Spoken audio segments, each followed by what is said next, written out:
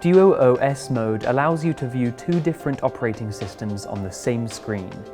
One is the built-in Android OS, while the other can be the operating system of your OPS machine or of any device connected to the DuoBoard.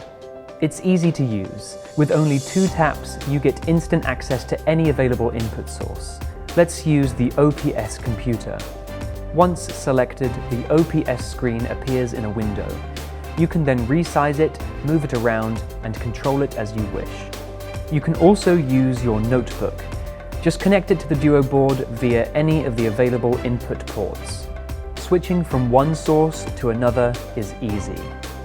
This setup is very convenient, since it allows you to access files and programs that would normally not run on the built-in Android OS. You and your team will now be able to work on projects that require special software. DuoOS frees up OS-based restrictions, giving you more liberty to do more.